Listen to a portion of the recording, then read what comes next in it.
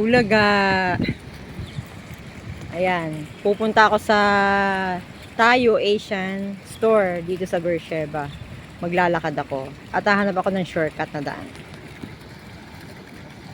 Anyway, bago ko ipakita sa inyo yung daan mula sa aking pinagmulan, please click like subscribe, click the notification bell para patuloy nyo masubaybayan na tuntuong naming buhay dito sa Israel. Please watch this.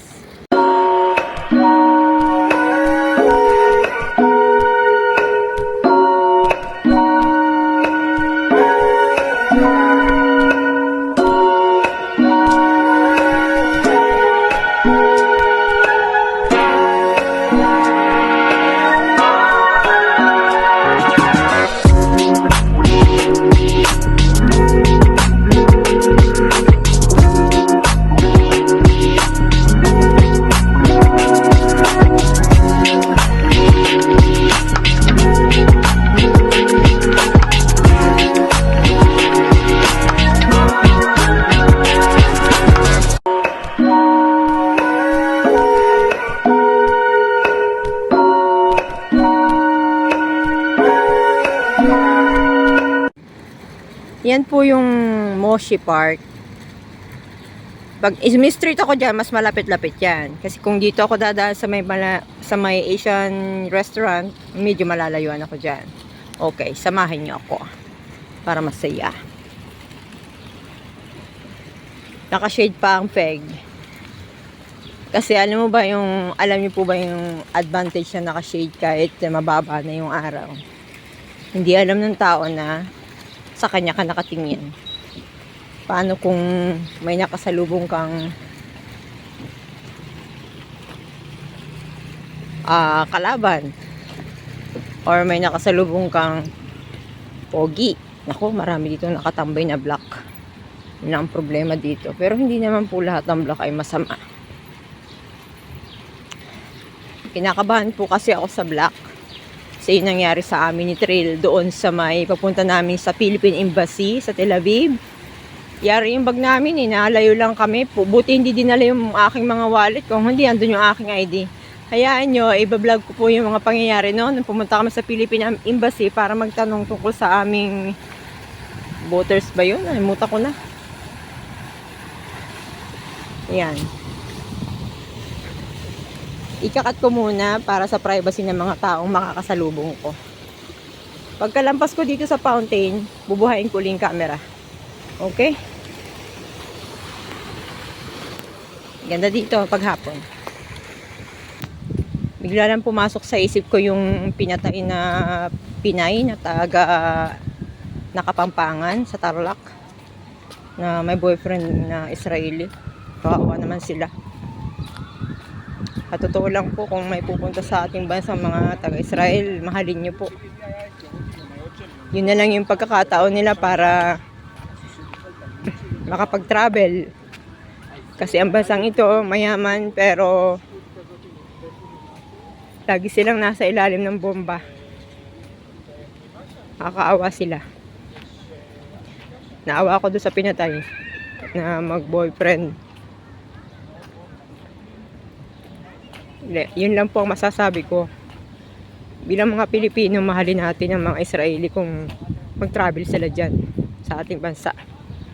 Hindi dapat nila dinanas yung kamatayan na ganun. Kumbaga, hindi karapat-dapat nilang tamuhin yung ganun kasi minsan lang sila mag-travel. Para po dun sa mga pupunta pa lang sa Israel, maliit ang po bansa ito. Kung maliligaw po kayo, mapapasyal kayo ng Beersheba, nandito po yung Asian Store. Sa Tel Aviv, marami pong pagkain ng Pinoy na maraming tindahan din na for the Pinoy. Kung sakali lang po. Tatawid ako sa kabila. Kasi marami ditong strange restaurant to eh. Pero pwede na rin. Mabidyuhan kasi sila.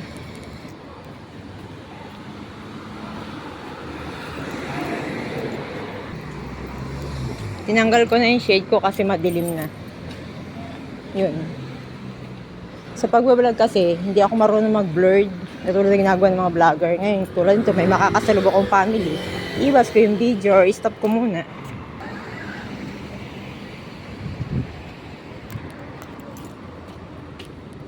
Magbebenta sana ako ng kalakal. Kaso, nagugutom ako, namimiss ko yung pagkain ng Thailand.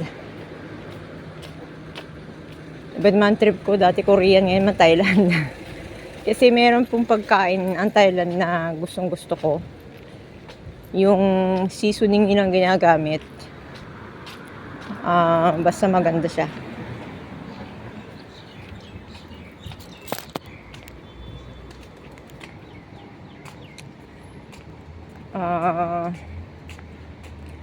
Nakikiramay po ako dun sa pinatay na Pinay na Kapangpangan sa Tarlac at saka sa kanyang boyfriend na Israeli. Nakakaawat, nakapanghinayang yung buhay nila. Kapag may dayo pong Israeli sa ating bansa, i-welcome natin po sila at huwag tratuhin ng ganun. Kasi yun na yung time nila para ma-enjoy ang life dyan sa bansa natin. Kasi alam niyo po ba, favorite ng mga Israeli ang ating bansa. Kasi minsan ayaw nila na dito sa lugar na to. Kumbaga, dito sila nakatira, pero gusto muna nilang umiscape pang samantala para ma-relax. Dahil syempre, this country is always under the bomb zone. Diba? Sino ba namang batang lumaki mula bata pa madadanasan yung ganun? Syempre, naiisip din nila na enjoy yung life nila, mag-travel. Parang din tayo, diba? Isipin nyo kung magta-travel kayo tapos hindi kayo safe. Ang hirap, di ba? Mas maganda yung safe. Pag nakita nyo na po itong daan na to na may mga parang palas sa Korea. Nakakamiss din yung Korea eh. Yun. Masarap din mag-tour sa Korea kung marami kang pera. Parang palas sa Korea. Yung dadaanan mo may mga posting ganito. Marami din namimiling Chinese doon sa puntahan ko. Pangkalahatan kasi yun. Asian nga eh. Ito na ang tayo. Nandiyan na lahat ng favorite ko. Si Kabayan nawawala ang susi. Hanapin daw niya. Ayan, ang Thailand noodles. Kulay blue. Tuyo ang flavor, may lemongrass. Ito naman, green, hipon, may kalamansi. Maasim, may ako malulublad ako niyan. Ito, pwede na to. May kalamansi din naman, pero maanghang. May favorite. 22 shekel. 10 pack ba ito? 1, 2, 3, 10. 10 pack. Ayan. Yung mga nakaraan yung orange at saka pink, nabili ko na yan. Parang hindi naman ako nasarapan. Ito kaya, ang maasim din ito. May kalamansi pala. Kala ko suka nilagay nila. Subukan ko kaya yung green. Kasi mukhang green chili ang ginamit eh. Oh, ayun, nakita nyo. Green chili. Bibili nga ako nito. Para kulay na ng Pasko. Diba? Merry Christmas. May bago silang cake. Parang cupcake pero rectangle. 18 shekel. From Thailand din. Ang flavor niya is buko. Ilan to? Marami siya. Laman. 18 pieces. Ay marami naman kasing tinapay sa hotel. Anin ko yan. Diba? Noodles ang gusto ko. Ang hinahanap ko yung pagkain ng Japanese. Ito yun. Masarap to eh. Parang chicharon. Pero ang mahal niya, 30 shekel. Kurumi age. May mga flavor yung ganyan eh. Naalala ko pa. Kimchi crunchy. Sitaw.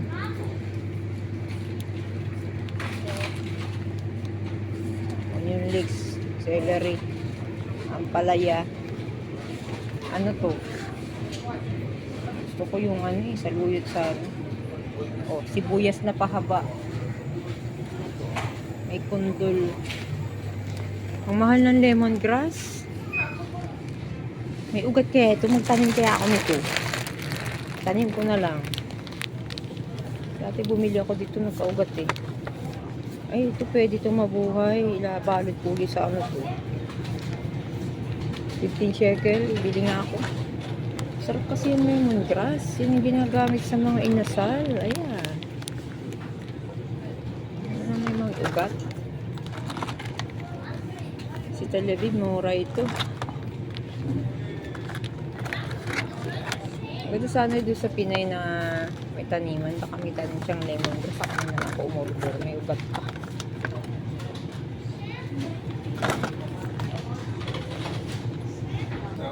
Ayun, no? May kimchi buchimge.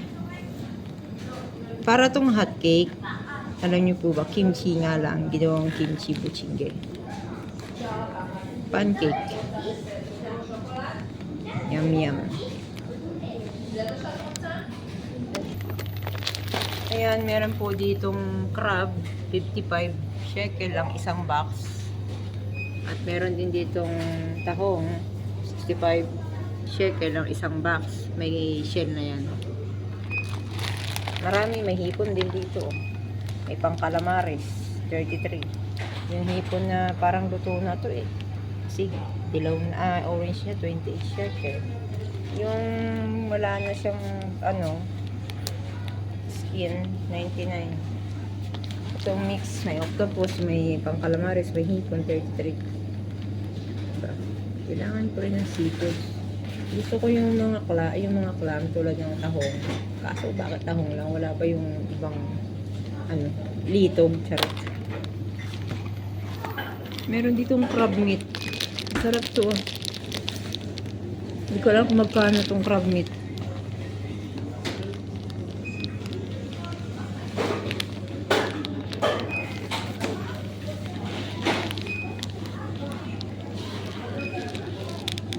Bread oyster.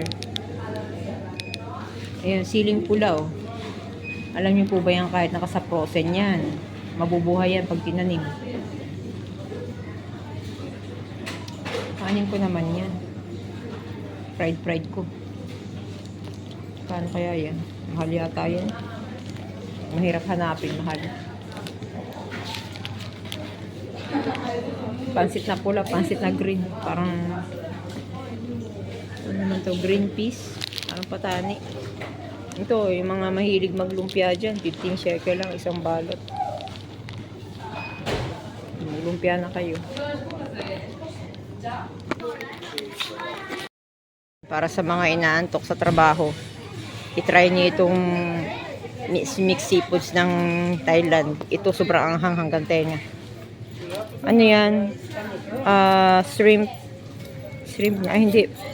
Squid. Pusit na ginawa nilang seafood snack. 12 shekel. Natikman ko na yan. Ito sobrang anghang ito. Parang ayaw na magpakain. Ito tama-tama lang. 12 shekel. May ding-dong din dito. Ding-dong. Snack. May lace. Ayaw ko na masyado sa chicheria. Wow, mukhang masarap to. Vanilla flavor filling. Ayun, may palaman. Product to ng ano. Ang yummy siya. 15 shekel lang. Gusto yan. Isang gabi ko na yung kainin.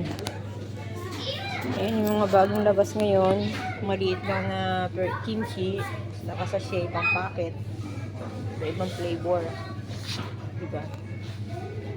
Ito ay wasabi flavor, kimchi flavor. Ito naman ay olive oil flavor. Itong green ay bamboo salt lover. Oh, diba? Sorry. At meron silang bread dito. Ano to? Gardenia. Kaiba siya.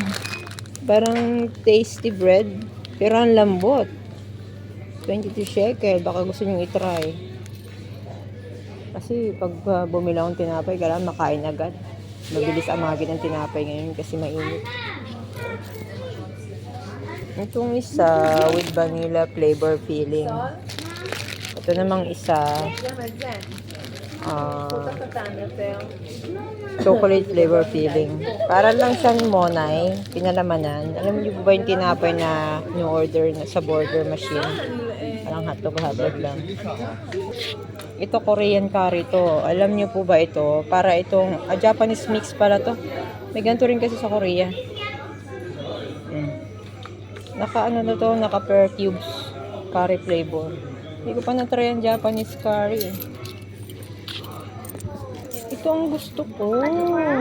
Japanese na to. Masarap ang kain ko pag meron nito. Try nyo po. Pag may rice kayo, i-mix nyo ito. Ang sarap. Anong nakalagay? Nakakabasa ako ng konti. Noriko Omi. O, diba? Noriko Omi. 22 shekel. O, bili kaya ako nito. Ito naman, 19 shekel lang.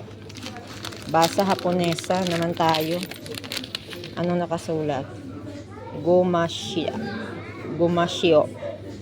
Ibig sabihin may asin ito. Gusto ko yung lasang tuyo. Gomashio. 19 shekel. Ayun ang flavor nyo. Pero itong marang gusto ko to. Istingin ko nga ito. Ang mahal Bubudbud nyo lang sa kanin pero ang sarap-sarap. Diba? Ito yung favorite kong pagkain sa Japan. Ito may mga wasabi. Wasabi kasi may nabili ako dito. Hindi ko nagustuhan yung lasa. Gusto ko yung wasabi talaga na ikaw ang magmimix. Matapang strong. Ito siguro yun.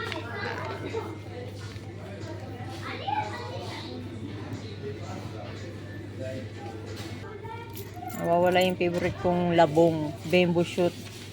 Gagataan ko. Bakit ito na ang kulay? Gusto ko yung yellowish. Kasi yellowish, medyo matured. Ito super young. Baka durug-durug na ito. Parang ano na to, buko. Nasaan kaya yun? Ito naman, ikaw na magkakat. Pwede rin. Mura.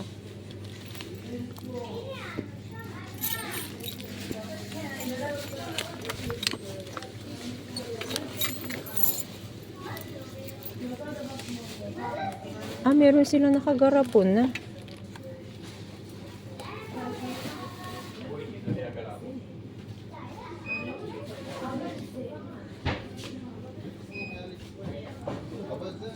Mabigat kasi yan. Ito naman. Neshike. 30 shekel worth of 500 na isang kilo. Pang sushi. 15 shekel ang isang kilo. Round na rice to. Ito masarap tong lutuin. Bilog. Try ko kaya ito. Ang ganda ng pagka-packaging niya. Nakasealed. Pero parang ganito rin yun 16 shekel. Pero parang mas marami ito. Ilang kilo kaya ito. Mabibigatan ako sa bagpack ko. Meron silang pang maramihan 50 shekel lang. Langda. Short grain rice. Okazu. Masarap po kasi ang kanin ng Japan. Pag nasimulan mo ng kumain, kukulangin ka pang kumain. Kain ka ng kain. Taksan mo ko.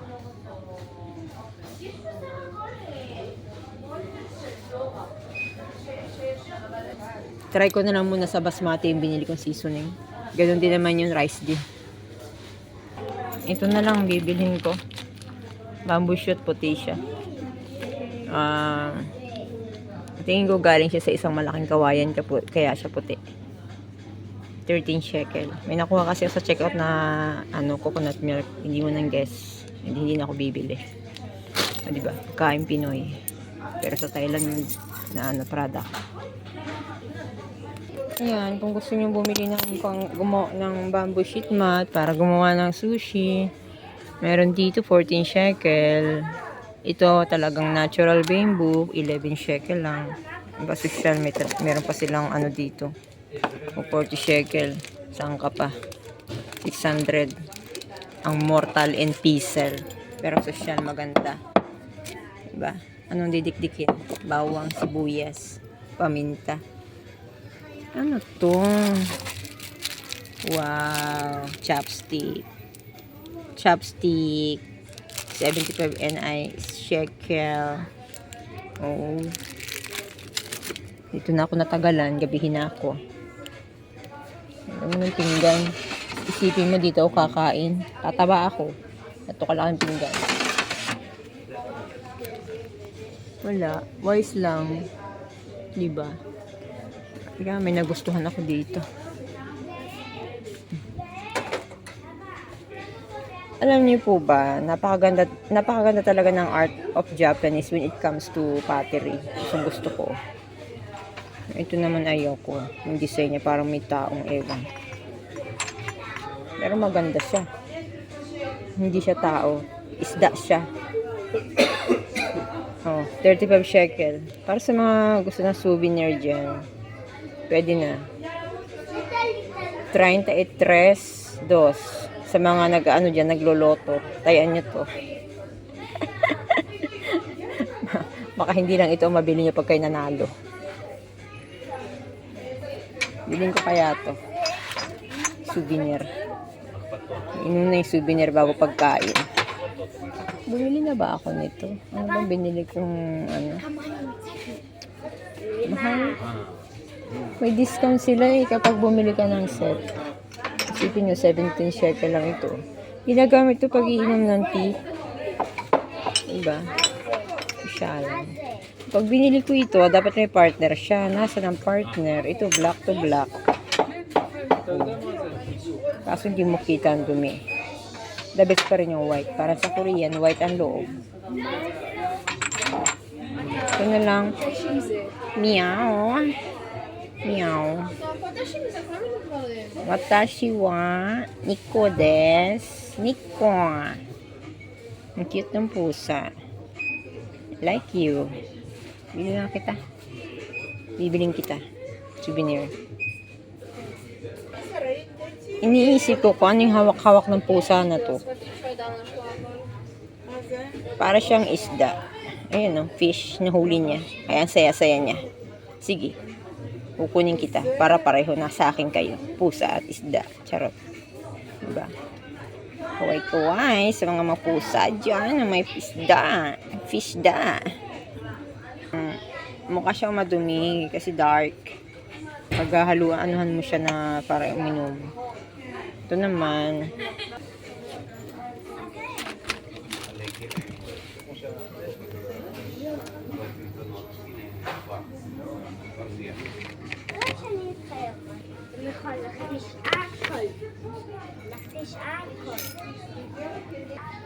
Yun, diba? Kung bibiling ko yan, sayang naman kung itatapon kasi disposable siya eh. Mas maganda kung ano siya, yung chopstick na stainless. O, diba? Ito, ano naman to? Panipuri, Maharaja. Parang masarap to ah. Sausawan ba o kakainin? Chicharon. Alam ko na panipuri. Pan yan. Parang pan. Parang hotcake. Sausaw dun. Hirap na. Baka hindi ko makain. Ay, ang bagoong nila ngayon ay luto na. Gustuhan ko rin yung bagoong na fresh. Maganda rin yung bagoong fresh eh. Alam ko sa Tel Aviv mura. Pero syempre, alam namang magbiyahe pa ako pa Tel Aviv. Yan. Yan ang moment ko kanina sa tayo at nag-enjoy ako. Nakabili ako ng dalawang balot na Thai noodles at saka yung pang seasoning na Japanese. And then, souvenir. Souvenir yung parang ano, na Japanese pottery. Kapag bumili ka ng one set, bali may discount. Malaki yung discount. Yun. At of course, kapag member ka sa tayo, sa Filipino group, mayroon kang discount na mga siguro, ina-discount ko is 10 shekel. O, diba? Malaki din. At thank you sa panonood. At sana nag-enjoy kayo. Nawa nag-enjoy kayo sa panonood. And see you on my next vlog. Bye-bye.